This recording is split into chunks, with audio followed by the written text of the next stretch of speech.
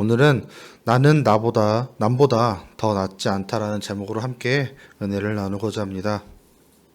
오늘 본문 처음에 보면 그때 마침 두어 사람이 와서 라는 말로 시작합니다.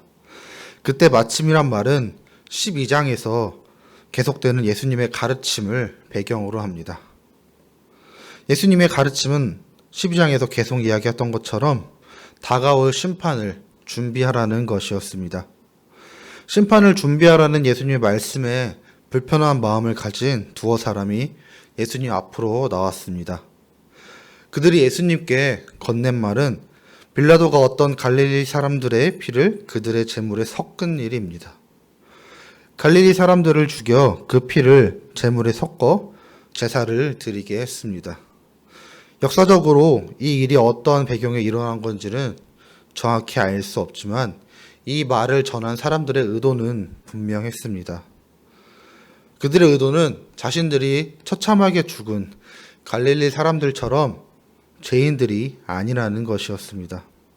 당시 갈릴리 지역은 이방인들과 잦은 지배로 인해서 혼합종교와 제사가 성행했었습니다. 동시에 유대인 혁명의 거점으로서 로마의 견제를 받고 있었습니다. 그래서 제사를 드리는 시기가 되면 이것을 빌미로 로마에 저항하는 행동을 했다고 합니다. 때문에 밀란이 일어나는 것을 두려워했던 빌라도에 의해서 갈릴리 사람들이 죽임을 당했습니다.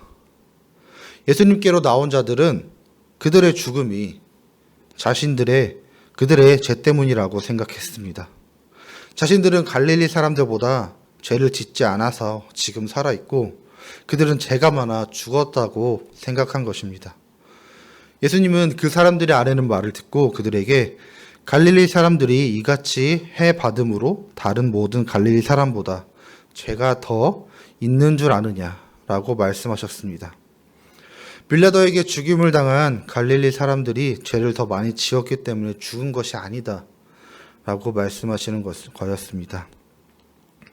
큰 죄로 인해 죽었다고 생각했던 갈릴리 사람들과 그들의 죽음을 고하였던 사람들이 똑같다고 언급하시는 것입니다.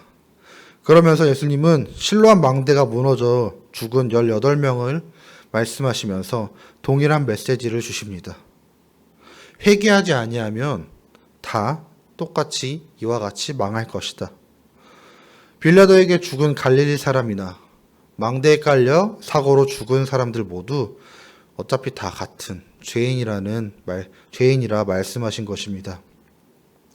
오늘 본문 4전에 죄로 번역된 단어는 일반적으로 성경에서 쓰는 죄를 가리키는 단어가 아니라 다른 의미의 단어를 사용하셨습니다. 바로 오페일레 타이라는 단어를 사용하셨는데요. 그 뜻은 바로 빚진 자를 의미합니다. 즉, 예수님은 망대에 깔린 자는 빚이 많고 자신은 빚이 적다. 갈릴리에서 죽은 사람은 빚이 많고 자신은 빚이 적다. 라고 생각하는 자들에게도 너희는 망대가 깔린 자와 같이 똑같이 빚이 많은 자들이다. 라고 말씀하시는 것입니다. 그러면서 예수님은 비유로 설명하십니다. 포도원에 심겨진 무화과 나무에 대한 것이었습니다. 포도원 주인은 자신의 밭에 심겨진 무화과 나무에서 열매를 거두려 했으나 열매를 걷지 못하였습니다. 그래서 포도원 주인은 포도원지기에게 3년 동안 열매를 걷지 못했는데 이제 이 나무를 찍어버리자 라고 말씀하십니다. 이때 놀란 포도원지기가 주인에게 1년만 더 기회를 달라고 간청합니다. 1년 후에도 열매가 없으면 그때 찍어버리겠다고 부탁하는 것이었습니다. 그리고 그 뒷이야기는 전하지 않고 있습니다. 주인이 포도원지기의 말을 들어 무화과 나무를 내버려 두었는지 아니면 그 말을 거절해서 무화과 나무를 찍어버렸는지 결과는 나와 있지 않습니다. 그것은 아마도 이 포도원지기의 반응이 너무나 중요했기 때문입니다. 누가복음 12장을 통해서 예수님은 다가올 하나님의 심판을 준비하라고 말씀했습니다. 죄인은 반드시 심판에 이른다고 경고하였습니다. 그런데 이에 대한 사람들의 반응은 두 가지로 나타납니다. 첫째는 자신은 죄인이지만 심판에 이를 만한 죄인은 아니라는 것입니다. 하나님의 심판 앞에 나는 그 심판을 피할 수 있는 사람이다 라고 생각하는 것입니다.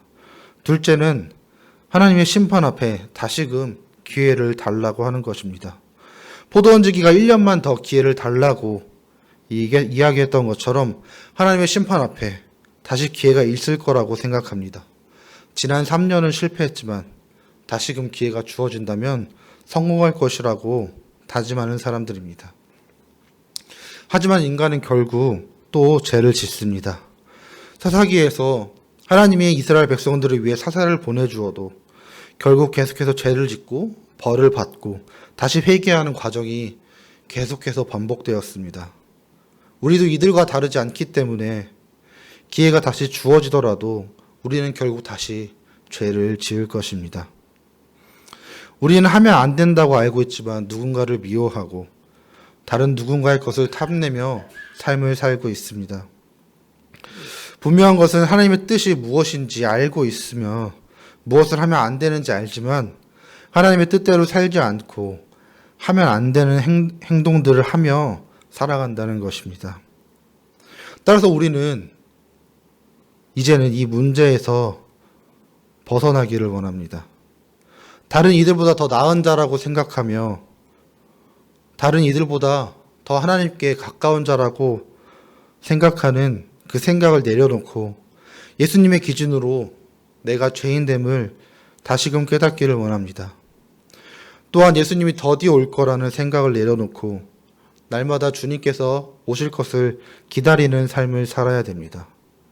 그래서 우리가 다른 이들과 비교하는 것이 아니라 나 스스로를 바라보며 내가 죄인 되었으며 나에게 심판이 지금이라도 다가올 것이라고 생각하며 나를 바라보며 주님 앞에 무릎 꿇고 회개할 수 있는 저와 여러분이 되기를 주님의 이름으로 소망합니다.